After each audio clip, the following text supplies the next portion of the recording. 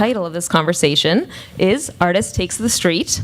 And to me, that sort of implies a coming out, a reclamation of space, of public space. And so I want to ask all of you, what is the street in your practice, if there is a street? Who is your public? And how do you adapt your work to maybe different audiences, different publics? For me, in my practice, I guess I'm going to start, if that's cool. Okay.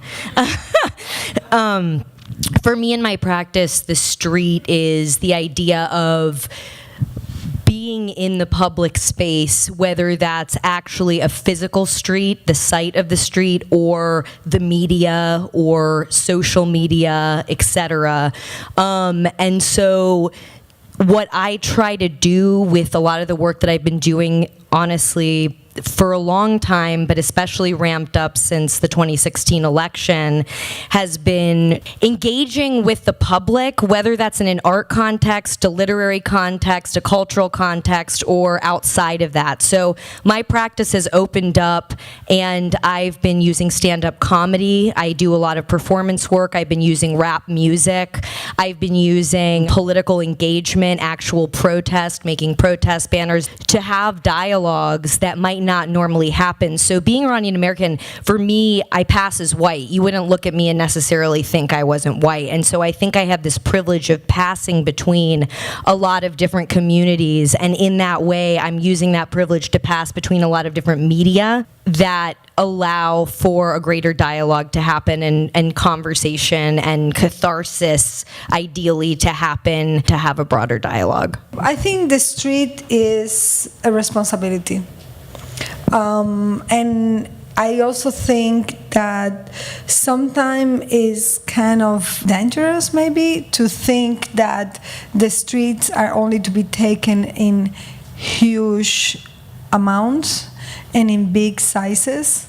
What I'm more interested is in the small streets, in the everyday street, the one where you actually do the right thing to the person next to you. I understand, and I'm so happy that here people are taking the street in big numbers. I think that's very important, but also it's important not to forget the street is the moment where we actually can exercise the society we want. It's the one space where the regulations are put by you. The way you behave is the way you decide to behave. It's interesting because I come from a different tradition, a tradition where the private is completely public and accessible to anybody, and if you try to close it, it becomes a political issue. So you have to have this fake transparency of being actually open to what your personal life is to everybody. And at the same time, in Cuba, the house is the space of freedom, because you cannot do anything outside. Every time you try to do something in the actual streets, you go to jail. They detain you. So we have started to understand that sometimes the streets are inside corridors in your house. I've seen this here as well, at this time after the traumatizing election, where a lot of houses have become public spaces. I've been going to people's houses where there are meetings.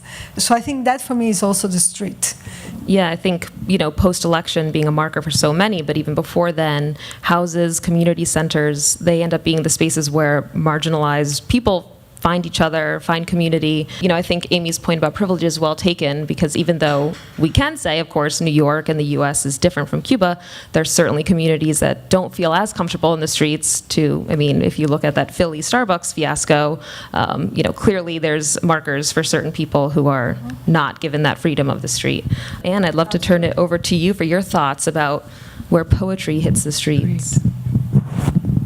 I like what Tania said about the street inside the house. I think for a writer, the street is inside the head. It's very withdrawn.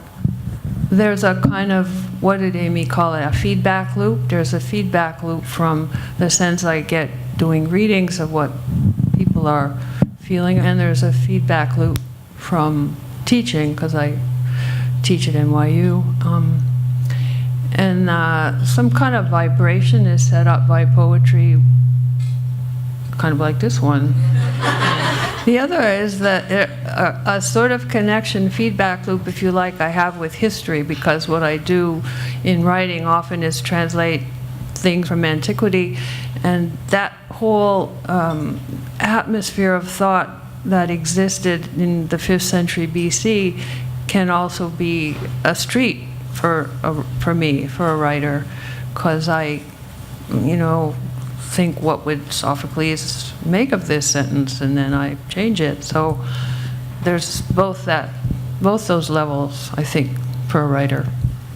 Yeah, the levels is really interesting. I mean, I have seen Amy perform her rap performances in places where they're announced and welcomed, but you kind of have this moment where when you're actually in the street, or when, Tania, you have done your actions, or Anne, I'm assuming also, not everybody sitting in front of the plays that you've translated is 100% behind you. That space of people who are with you and people who are coming along for the ride and people who are maybe hesitant, how do those kind of different audiences sort of inflect what you're doing? Do you think about those different audiences? And I have a question later about bubbles, about the ways that we sort of surround ourselves with wonderful, like-minded people, and how does that affect your performance and your sort of activist art making? For the longest time, I was performing within the arts context, and I was making work for a really hermetic audience, and at a certain point, you start to realize you grow, but how much do you actually change, and how much do you actually evolve when you're catering to the same audiences over and over and over again, and how much social change can actually happen. So I was just in a residency at Anderson Ranch Art Center in Colorado. There's a big gun community there, and the Parkland shooting had happened when I was on residency, and I went out to the gun show as research to kind of go have conversations with people about what the source of their interest and obsession with guns is. And it was really interesting because a lot of it is just passed down through family. It's like a tradition in America to have guns in a lot of communities. And so I think it shifted the way that I perceive this issue, and I'm doing a body of work around it now. But it's like the far right that was there hated cops, hated the government, and a lot of people in the far left are the same. So then you start to think about these strategies. I mean, they're coming from very different perspectives, but are there ways to build bridges? Are there ways to create dialogues in this gray area where these unlikely communities, and audiences you might not expect them to meet? In my work, when I'm rapping, I don't just want to be rapping in the art context. I want to be rapping on a larger scale in the rap community. Same with stand-up comedy, and these are all chances to be political and to, express the ideas that you've been mulling around in your hermetic community in a larger context, and to see that people aren't that much different. Even though there's a huge divide in the US right now, a lot of people are just scared. There's a lot of fear happening. And so how do we mitigate the fear by actually making ourselves vulnerable and having a conversation with someone that might be a little bit uncomfortable? And I think that for me is a big part of what I'm trying to do in my practice. I'm also running for office, and so that's another sphere of politics where I think it's important for me at this point to engage and to create these connections as opposed to divisions. We will get later into the fact that 2 or maybe 3, I'm not sure, Anne, of the people on this panel have run for office in some way, shape, or form. So we'll come back to that. But before that gesture begins, Anne, do you sort of have thoughts about that experience of the different layers of audiences, of communities that might be taking in what you've created and put out? Not really. I mean, a poetry audience is self-selected. They're not going to come because they're against me, basically. So I don't think I take those risks. It's only, through knowing Amy, I vicariously experienced that world of danger, but poetry is pretty safe, I think. Well, in my case, I think it's always a big negotiation, because I think we also have the tendency to please the audience. We have a little bit of the tendency in my kind of line of work to serve the audience. And as an artist, I think we need to shake the audience, and we need to remember that while we want to have a broader conversation, while we want to have the biggest group engaging possible, it is important that we see each of those people as individuals. You know, that's the one thing we as artists can do that politicians don't do, which is understanding that everybody here tonight is his own person, you know. And that creates a level of complexity that is something that I always want to defend in the work, because a lot of time I've seen in moments where everybody galvanized against one thing, or all of the sudden a big group of people realize something. In a way, they want to echo what they already know. They want to echo the sympathy of everybody. And I think I see myself as a little element that moves. For example, I've been defending like hell the fact that art is an agent of social change, and that we need to be political, and all of this. And now that everybody's doing it, so I'm trying to move it a little bit, you know what I mean? Toward like, yes, but, you know, art alone cannot change everything, and kind of putting some, you know, nuances to those comments. There's a quote of Gertrude Stein you could use here. Act so there is no use in a center. That's me. That's me. I like that. So yeah, so I think it's about that, and about trying to remember that complexity is the best political tool. In that sort of vein of the idea of people being very comfortable echoing each other, I mean, we've seen a lot of people take to the streets in epic numbers. I know that the project that's on display in Words on the Street at the Watermill Center came from the Women's March. Many of us were there. Many of us have then not shown up at smaller rallies in our own communities about gun violence, about issues that are more local, more specific. Have you showed up for election? Have you voted? I all know. Of you? That's Well, the yes, most important but that is part. exactly. Forget the symbolic. Go to the concrete. But so there's like, Real change has never come through the ballot box. Fact. I appreciate that. We all do. I do want to, or do you Should want I to answer? challenge it, or If you we wish. start already the Q&As, or what do we want? Rogue Q&A. No, I think I get it. I get your frustration. I understand that society is fucked up and capitalism doesn't work.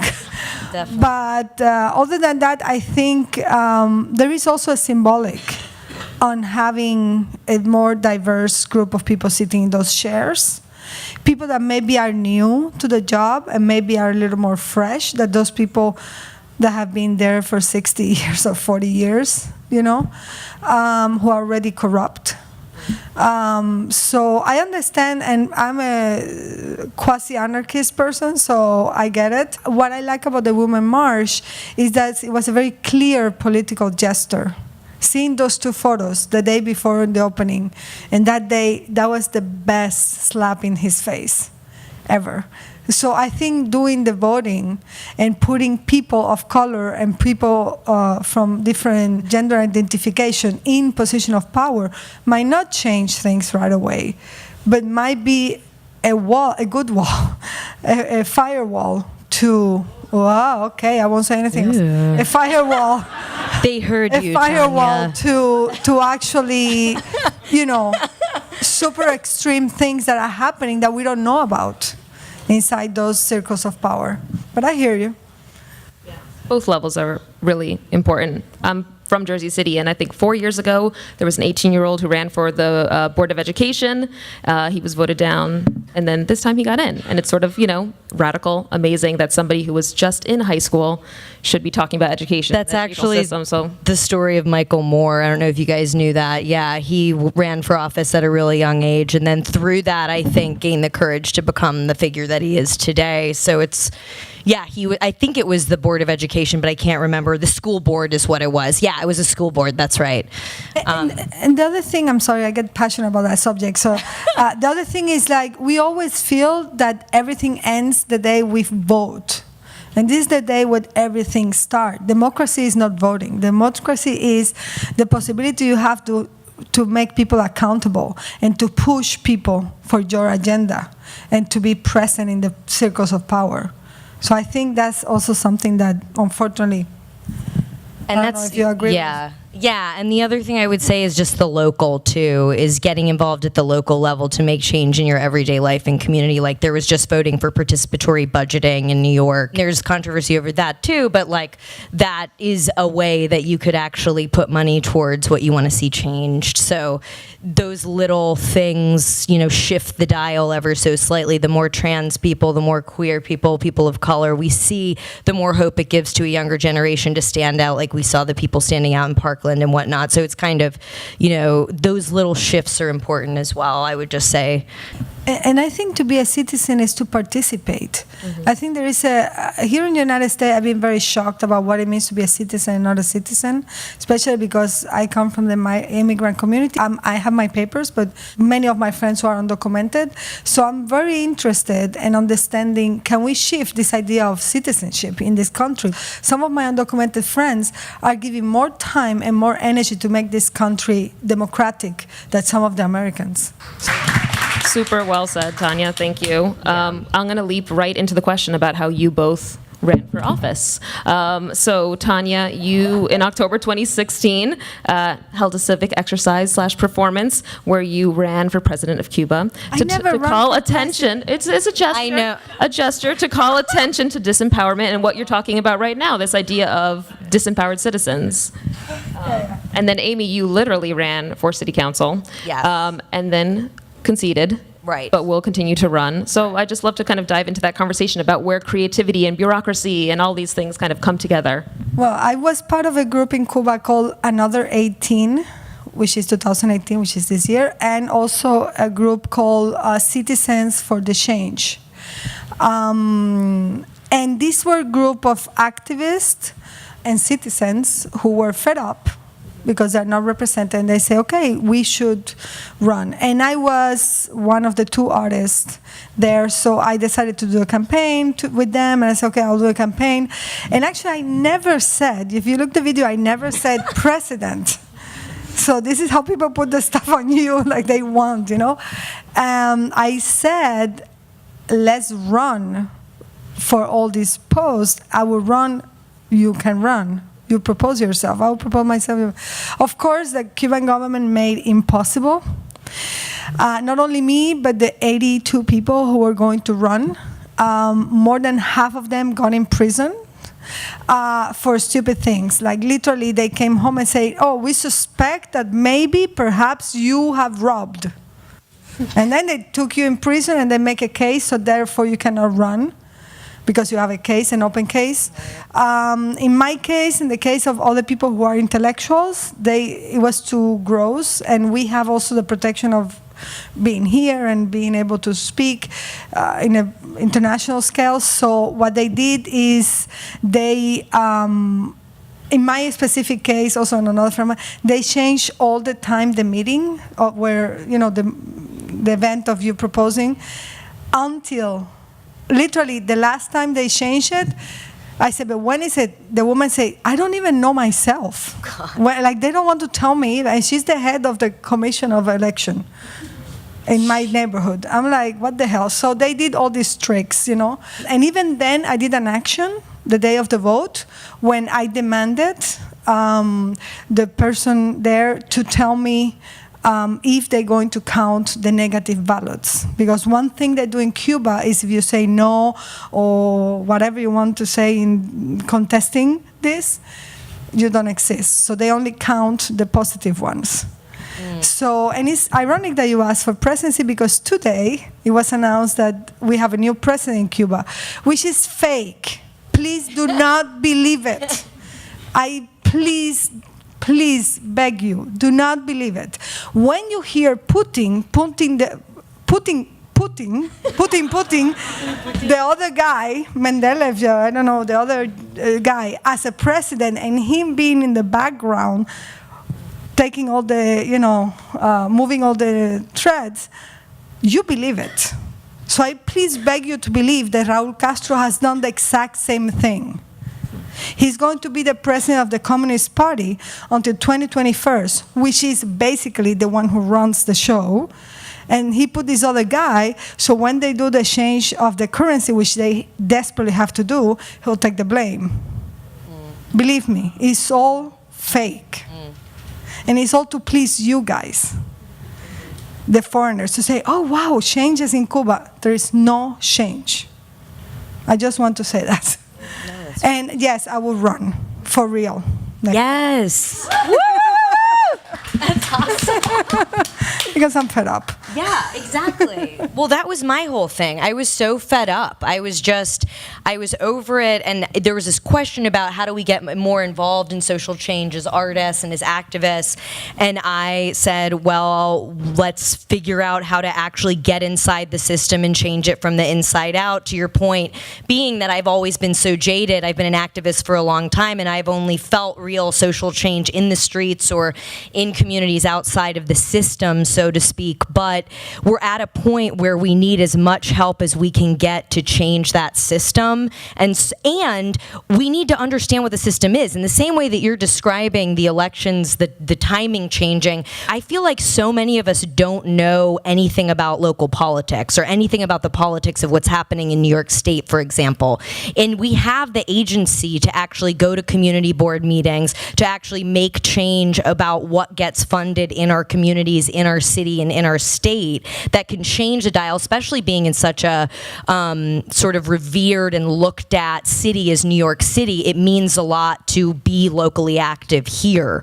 I put my run out for city council in District 39 of Brooklyn, which is Park Slope, Gowanus, Kensington, and Carroll Gardens, but I did it so brazenly, sort of as a research project, just to say, I'm going to expose the workings of local government and get people excited about politics. Let's do it, And so I said that, now they like us. Talk, they put the lights. Now because we're buying into the system, they're like, turn the light on. Oh my God. Scary. No. So I'm jarred. Okay, so so I said, let's do it. And so I said that, and then I realized that Brad Lander, who is the city councilman for that district, was running for his third term, and he's actually was named as the Nation magazine as one of the top 10 progressive activists last year. He's done a lot of work with Get Organized Brooklyn, which is an organization he started. And so I went up to him at one of his meetings, and I'm like, hello, sir, I'm running against you for city council. And he's like, who the hell are you? And I was like, It's a performative gesture. It's a performative gesture. And so part of it was that Voting for you, like I'm voting for you, but I'm... Yeah, exactly. And part of it, I think, was, thinking about the performance aspect of politics, being a performance artist, seeing Trump, who's literally a reality show star, and how that whole kind of ball of wax started to come unraveled, where it's like, yes, obviously politicians are performers, they're scripted, they're stylized, et cetera, but we don't need more of that, So that was the decision that I made when I was talking to him, and I talked to his chief of staff. They were like, you need to actually get involved in the community in a more direct way. You need to join your community board. You need to start coming to meetings. You need to actually get the lay of the land before you make these kind of, honestly, gestures that could adversely affect the political landscape, because he basically said, I'm going to have to invest money into the campaign against you that I could have given to other progressive candidates' campaigns in Red Hook and all over the city. And I was like, that's actually not legitimate for me to be doing that, because that's the opposite of what my goal is. So instead, he was like, come and work with me and volunteer with me, and over the next 4 years, learn the ropes and actually run in 2021 with experience and get the constituency when I'm not allowed to run anymore. And so that's what I'm doing. And the thing that I learned was that the time scale of politics, and this speaks to your point of we've never seen real change through voting in elections, it's extremely long. And if you think about Obama and what he did, and we could go on and on about the pros and cons of Obama, it was quick, but he was also like campaigning for a really long time just to get into Senate and then the presidency. So if you think about that, it's sort of like it's a marathon, not a sprint. That's the way that I'm looking at it now. And I think there is real potential for change over a long period of time if we start getting people into office and do this now. So I'm still running for office, but it's a ways away. Yeah. Yeah. Vote for Amy. Yeah. Yeah, I'll transition from that idea of being a representative and the way that a lot of your work is often in translation, literally with Anne, but also as an interlocutor for other voices. And I'm specifically thinking about your work in translation, Tania projects like Yo También es Hijo, and the Immigrant Movement International, which is still up and running even though you've basically walked away, which is, I the didn't good walk moment away. of success. I passed it into the community. Exactly, yeah. Words are important. Yes, yeah, sorry. You're still, with them, but the idea of it continuing without you. And then, Amy, your current project in relation to what you already started speaking of, with the gun violence, of the opposite of a weapon, and getting community feedback. So, perhaps you'd like to start with how you maybe change your approach as an artist when you are speaking on behalf or translating. You do it, that's all it is. But I was just thinking, the reason why the very first banner that Amy and I made, I think, was the Antigone banner that says, "I was born to join in love, not hatred." Antigone is really the original local activist artist. She just buried her brother. That was her whole action, and it brought down the government. So the thing about translation is, for me, that, well, I don't know. Let's go back. So I'm a middle-class, privileged white person, and so are many of you. And I go through days now in a kind of persistent, pervasive atmosphere of guilt. And that's what I liked about Antigone, and the reason why we used Antigone. I mean, my internal reason for using Antigone as the first banner. You're born into a life, it's all wrong. I mean, think about Antigone. She's both the sister and the daughter of her own father. She's totally messed up. It's not her fault. There's nothing she can do about it, but she has to do something about it. That's sort of the position of a person like me doing something like translation, a completely elitist activity in the society we live in, and hoping that it makes some kind of difference, analogous to Antigone throwing a handful of dust on her brother's body. But it's sort of a shot in the dark. I never want to talk for anybody. And actually, my work has always been about personal experience or personal feeling that I don't know how to solve. And it has happened that all people feel connected with that. When I started working at Immigrant Movement International, it was a question I want to ask in a collective matter to a specific people that I connected with because immigration. Then in the process, I realized that I should not at all talk for anybody, or I should not even ask the question, because I had my papers, I have a support that they don't have because I can be here and so on. At some point, I decided that it was better for the project if it was really about empowerment, that the people were really empowered, and that I leave the project to them to run it. And that was not walking away. It took almost 9 months to do the transition. We did a School of Art and Activism, where we presented to the community, the people who wanted to engage in it, the possibility to understand what social engaged art was, like the things happening in the arts, but also to have some technologies from the activist world. And those are the people who entered the council of the project and are the one deciding what happens with the project. I'm not even in the council, you know.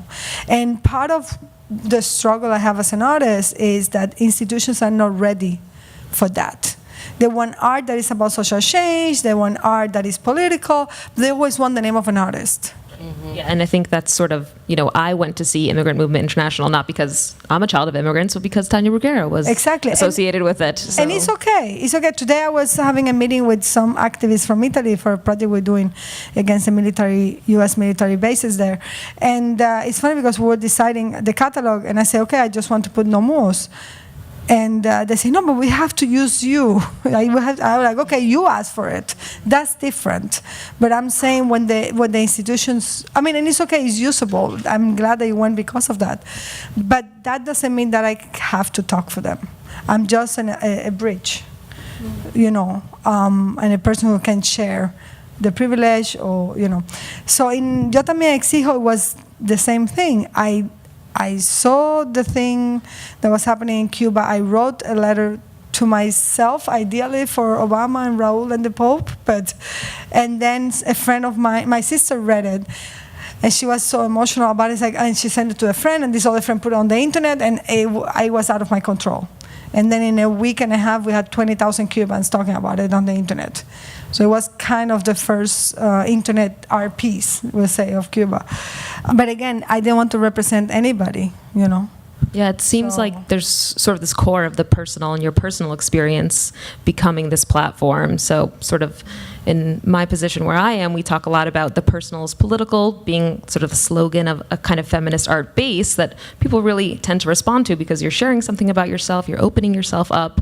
But it's been interesting to witness how you turn it into a platform for so many other people that aren't you. And also my latest project I'm doing in Cuba, which is INSTAR, which is the Institute of Activism Hannah Arendt. The only thing I'm doing there, we're doing a lot of stuff, but basically the one thing I'm doing as an artist is showing up without fear.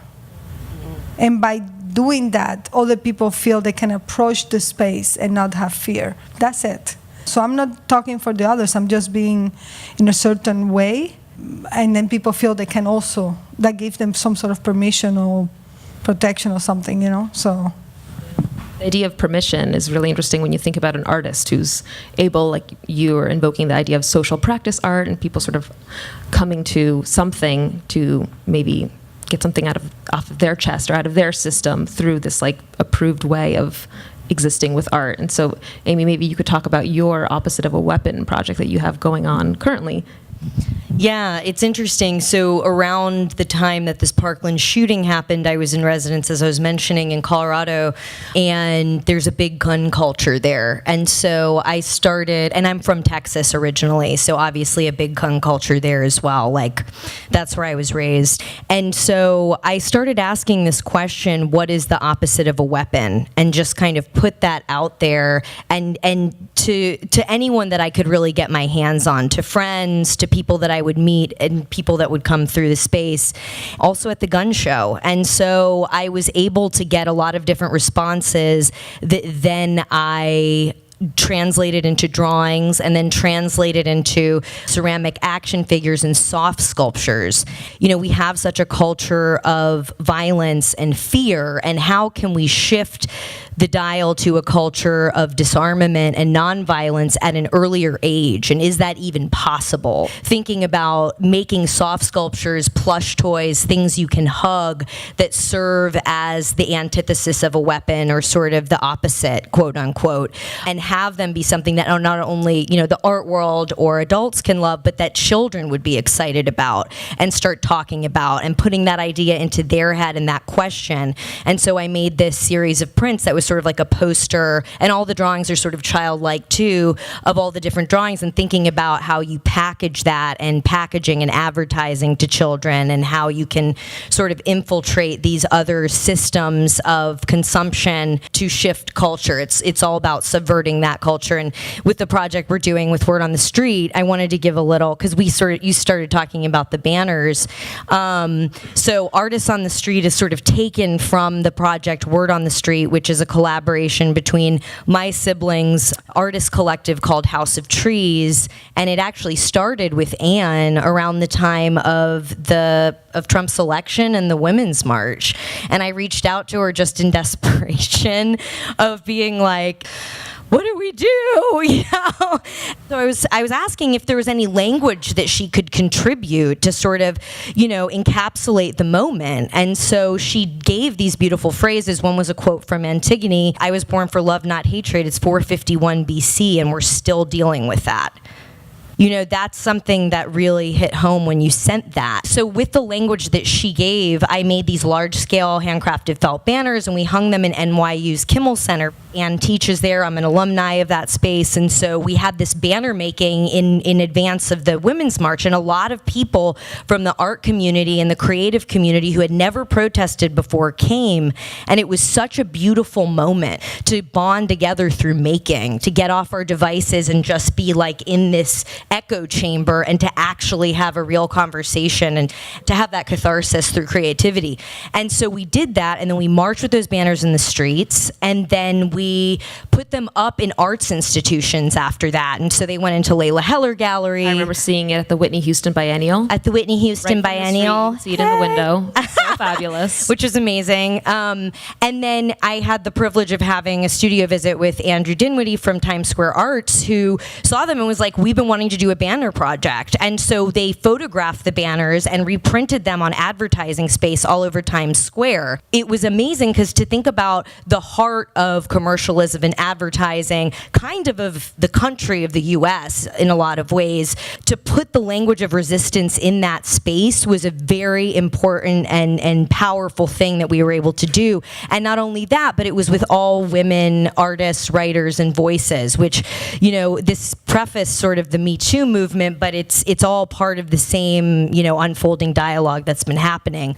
We did a banner making in Times Square. You saw a promo for a banner making we're doing on May 1st in Times Square with the new season with Tania Bruguera, amazingly, who was able to join the project. And now it's back at the Watermill Center, right? The whole exhibition is... Yes, there is an exhibition of all the physical banners, the first exhibition of that at the Watermill Center now through June 19th.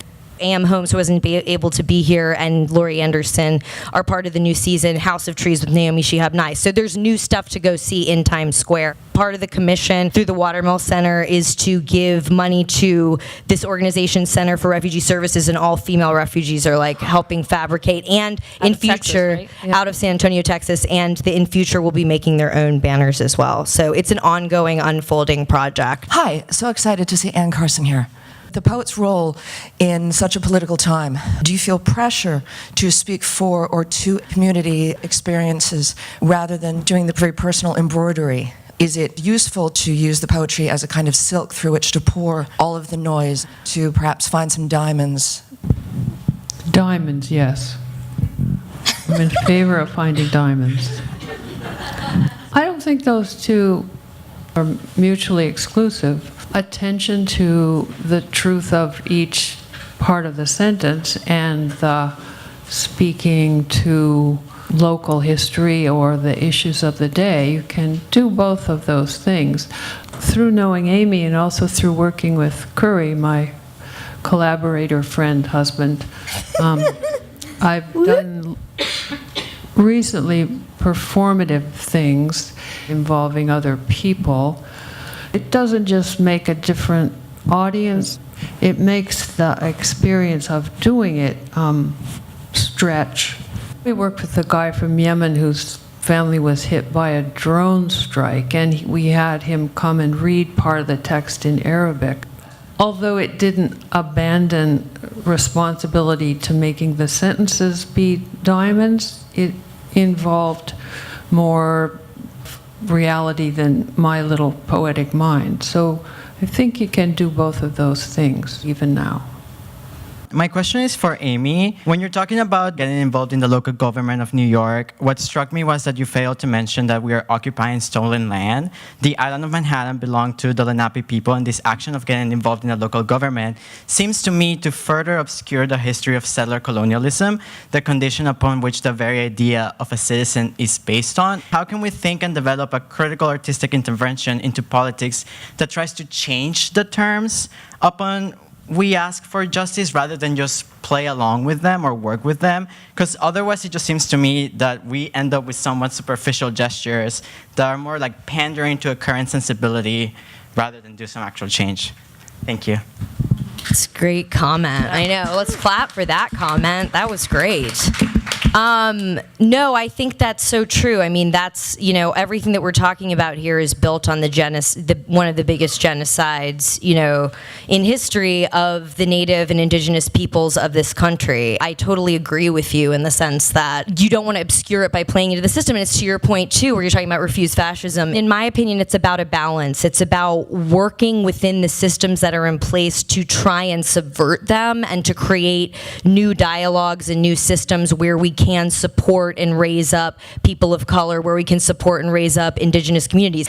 I have to be really honest and reveal, I don't have a specific answer for you where I'm like, this is the strategy to be able to do that. But I think building a collective voice where it's not about the ego or the identity of one politician or one person to create change is very important. Thank God that was not for me the question. And I'm very happy that you said that, because part of what happened in politics is we become blind in the process of being political, in the process of making sure this thing is being heard. We start silencing so many other things. How can you create an ecosystem that welcomes everybody to have power? How can you create, because we are artists, we can play with the system without becoming the system. And to go back to how Anne and Tania both really started this conversation talking about small changes and tiny small possibilities, I thank you for bringing the territorial acknowledgement question into the space, because as a moderator, I should have done that. And from what I've been told in Canada at all art spaces, they really start off the conversation by acknowledging whose land they're on. Right. So maybe we can all put that on our to-do lists for our future events together, apart, elsewhere. So I thank you. And of course, I thank this fabulous panel, Amy, Tania, Anne. Thank you so much. Thanks to the audience for being here. Thanks to everyone here.